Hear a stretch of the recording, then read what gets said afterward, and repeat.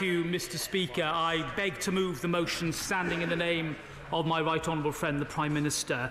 Mr. Speaker, I'll endeavour in my remarks today to be brief. I will, of course, take interventions, but please allow me to make 3 points by way of introduction. First of all, government did not want to be in this position. I don't say that in a spirit of seeking to attribute blame to people, but in a moment of solemn reflection, I think it's important that we have to acknowledge where we found ourselves. It is a great disappointment to me and to many others that this House has not felt able to approve the withdrawal agreement. The Prime Minister said last week that any plan for the future must include the withdrawal agreement. It's what we negotiated with the EU, and it remains the government's position that leaving with a deal is indeed the best way for this country to leave the EU.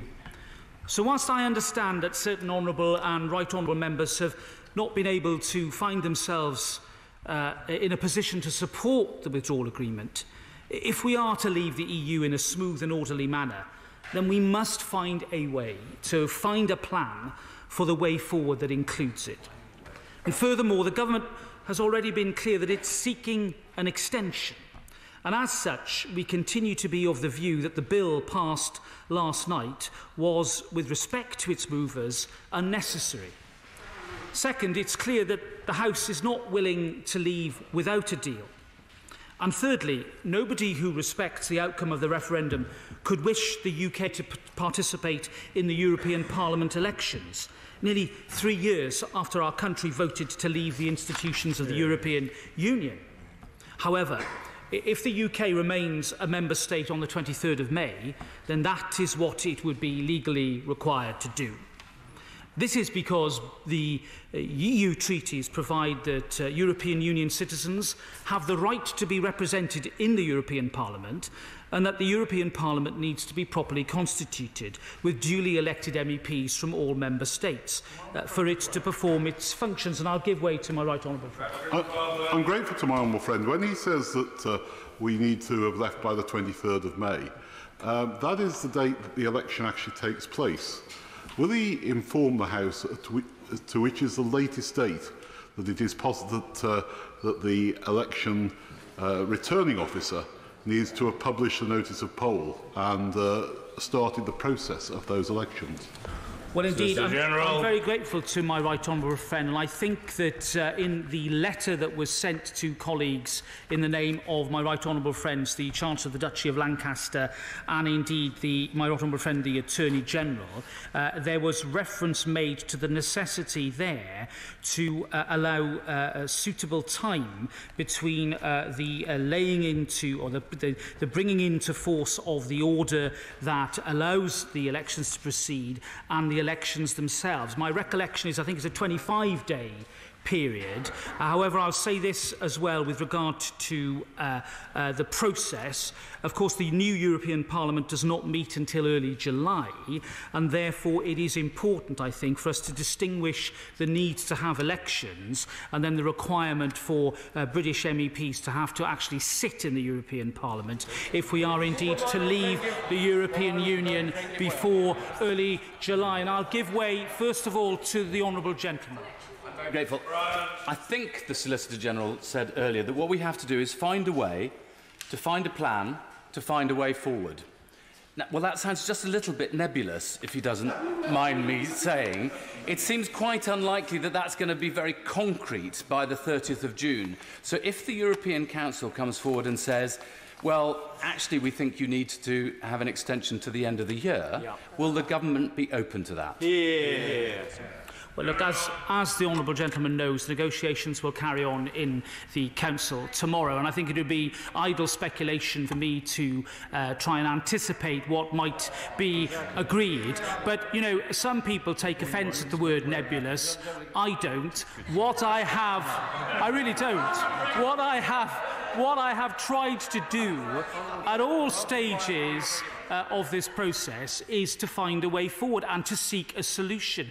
It's in all our hands, Mr. Speaker, and I say that in a spirit of friendship and cooperation to all honourable members. I'll give way to my honourable friend first. I'm grateful to the Solicitor General for giving way. And it seems to me what he's doing is simply giving this House a reality check as to the position that we have been put into by members who voted in various ways. But isn't the situation in law this, that whilst it is necessary, or it might be necessary, to participate in elections, which neither he nor I want, or I think most of this House want, as a matter of law, the old outgoing European Parliament exists until the moment that the new Parliament is created, and therefore there are certain things that could take place, for example ratification of any agreement, until the point that the new Parliament meets. Also, that the argument that British presence might impugn the new Parliament wouldn't exist if we'd left by that time. I'm grateful to my old friend. I think he's absolutely right about the way in which the European Parliament is constituted. It's due, I think, to rise on the 18th of April, but it doesn't cease to exist. It doesn't dissolve in the way that we do. And therefore that is important in terms of ratification, because Section 13 of the Act that we passed obviously includes that requirement as well. And I'll give way to my right honourable friend. I'm very grateful to my honourable learned friend. I just want to clear something up, which I did hear him say. I think I heard him say at the dispatch box that it was wholly feasible that the government may actually end up fighting the European elections, then only after that not to allow its MEPs to take their seats, say they'd been given an extension, but somehow we had managed to ratify the treaty. Is that correct? Would we go as far, is it government policy that we would go as far as to fight an election but not take our seats at the end of it? Well, my right honourable friend is quite right to ask about that detail. I think we are obliged to, as a matter of law, prepare for European elections. But if we have left and exited the European Union by the end of June, then we are no longer members, we are third countries, and therefore the requirement to take our seats in the European Parliament would have ended. And I'll give way to the chair of the Select Committee. I'm very grateful to the Solicitor General for giving way, but further to the point raised by the right honourable member for Derbyshire Dales, can the Solicitor General give the House an assurance, bearing in mind that postal votes will be cast before polling day, that no one who casts a vote will then find that the election for which they have cast that vote is cancelled after they have marked their cross on the piece of paper? The ingenuity of the right honourable gentleman knows no bounds. He's right to ask detailed questions like that. What I would say to him is that we have a solution to all these vexed questions. That is to agree a deal so that we can get on with leaving. And I'll give way to my right honourable friend. I'm most grateful to the Solicitor General for giving way, because that goes to the very heart of the issue. I have no objection to supporting the government motion for extension this afternoon, but I am very mindful that we can't go on lurching from one cliff-edge crisis to another. And it does concern me that unless the government is able to craft a deal which commands a majority of this House, the 22nd of May or the 30th of June are not very far away. And I would much prefer an opportunity, if necessary, for a longer and fungible extension, which enables us to make some decisions without the pressure we have than anything else. And may I just say finally to him, as respect to the bill that was passed through this House yesterday, I just make the point that, like the nuclear deterrent, it works because you don't have to use it. Mr. General. Well, again, my right honourable friend is tempting me into the path of anticipating what may or may not be the outcome of the summit. I hear his point about the need to avoid regular cliff edges. He will forgive me if I remind him very politely but very firmly that there is an option for all of us to take, which is to agree a way forward and to agree an orderly exit. And I'll give way to the honourable gentleman. The Solicitor General for giving way. And further to the point by my honourable friend on the other side and the honourable member for the Rhondda, I appreciate he's not going to get into what may or may not be discussed at the European Council, and I appreciate his sincerity about wanting to get a deal agreed as soon as possible and everything else. But the reality is that I think many of us will be supporting the motion tonight conditional on our expectation that the Prime Minister will listen very seriously and consider any longer options that are suggested, such as a flex extension or fungible extension, whatever we want to call it. And that's what I'm asking for his assurance on, that the Prime Minister will listen very carefully to any offers that are put forward by other European leaders. Mr. General. Well, I think it's axiomatic, Mr. Speaker, that the Prime Minister will indeed listen carefully to any constructive suggestions made by the Council and indeed by the Commission on these matters. That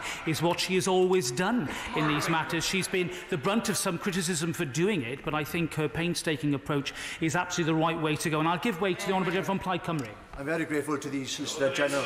Is there a little point in the British Government setting its own red lines for the extension on the extension? Because the decision on the length and the conditions attached to it will be made tomorrow by the European Council with the British state outside the room.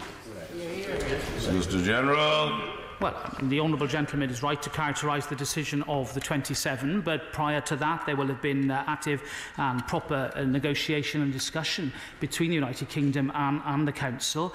The reality is that we can end all of this here in this House by coming to a sensible agreement, making those compromises that many of us have had to do, me very much included. Hold on, I'll give way to my honourable friend first. Grateful to my honourable and learned friend.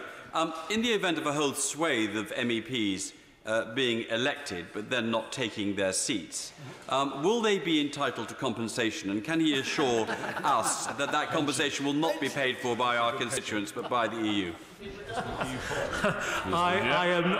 It's a very intriguing point that my right honourable friend makes. I am not going to get into any discussions about the question of liability. I think everybody who may put themselves up as a candidate for that election will know the likely outcome of that, and I'll give way to the right honourable gentleman. I'm grateful for the Solicitor General giving way. He talks about compromise, but he, I think, overlooked the fact that certainly most of us on this side of the House voted for every single one of the 4 options before us last week. The problem was that most Conservative MPs and the government didn't vote for any of them.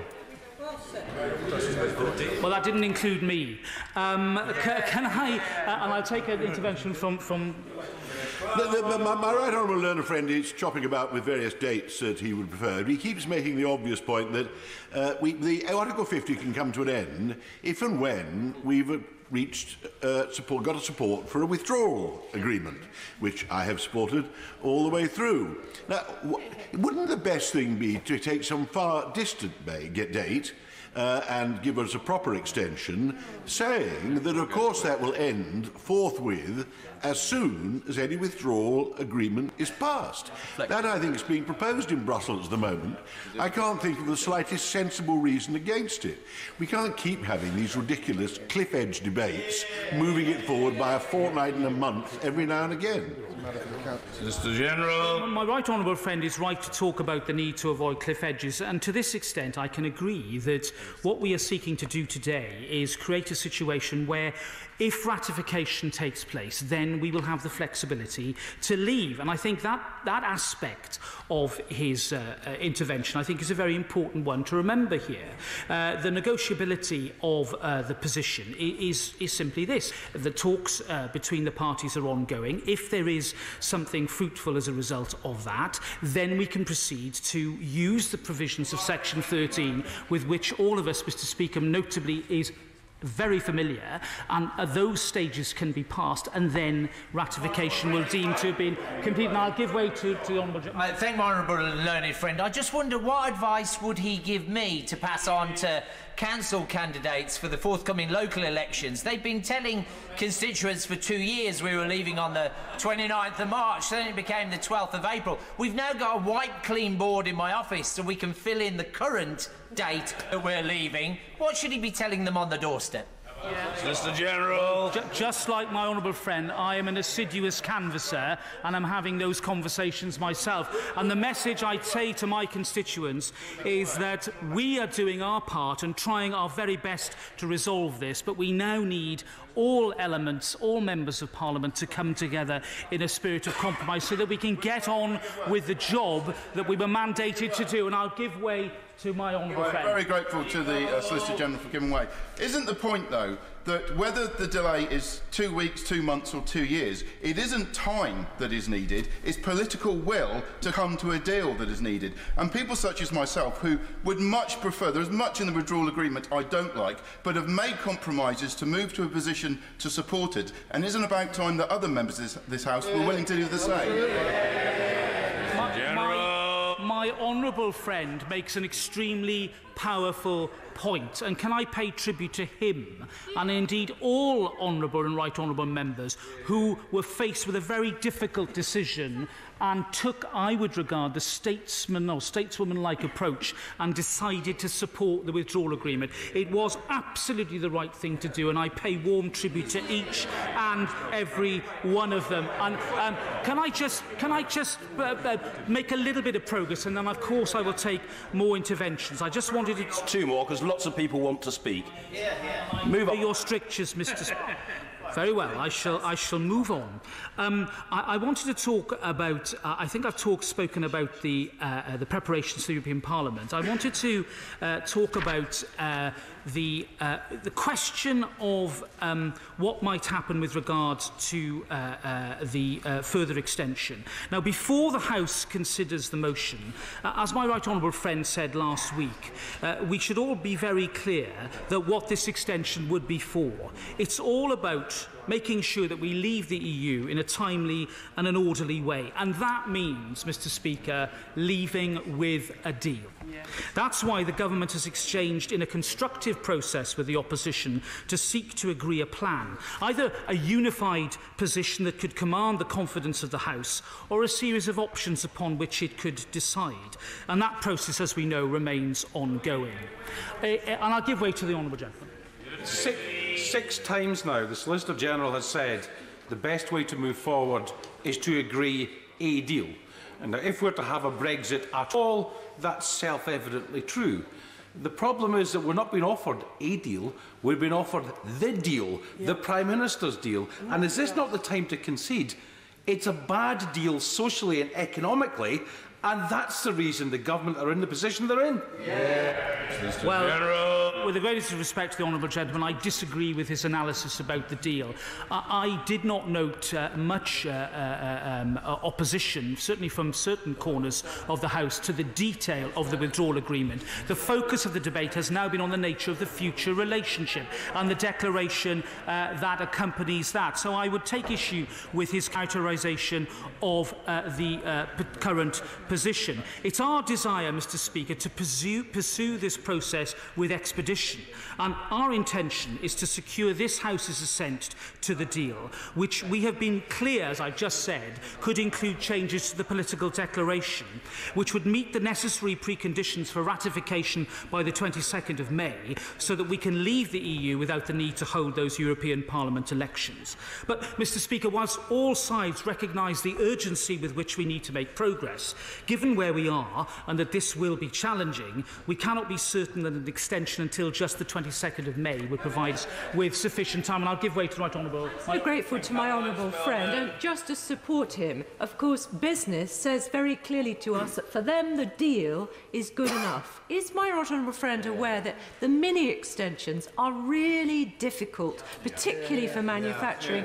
The car factories are shut down at the moment in anticipation of disruption. They can't just open up and shut down on these cliff edges. So the flexibility is essential.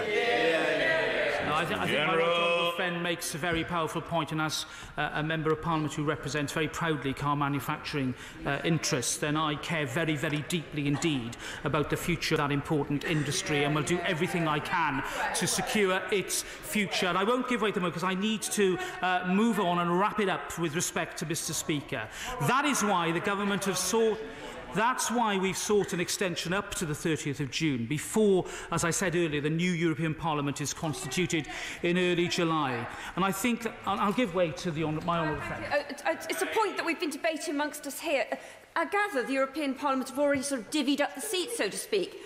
What will happen if we take our seats, then we don't take our seats? Surely this is going to throw the whole thing into confusion, what's being proposed.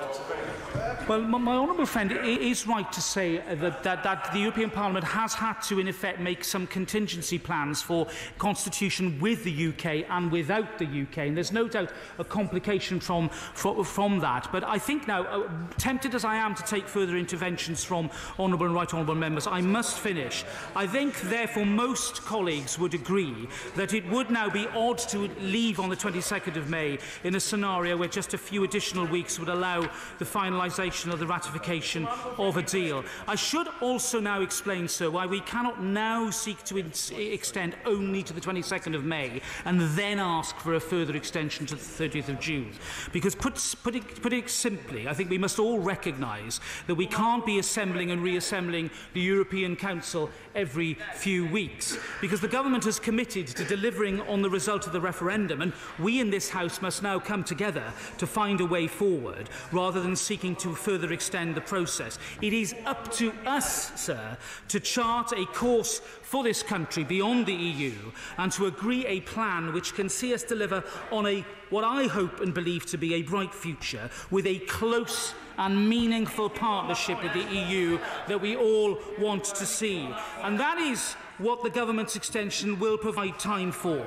And that is why I urge all honourable and right honourable members to support it. Support the Prime Minister at tomorrow's Council and support a plan that would deliver on the referendum and take the United Kingdom out of the European Union. I commend this motion to the House. Order. The question is motion number 6, as on the order paper. Mr Matthew Pennycook. Thank you, Mr Speaker. The motion before us is a straightforward one, and I note the Solicitor General's remarks that he did not want to be here.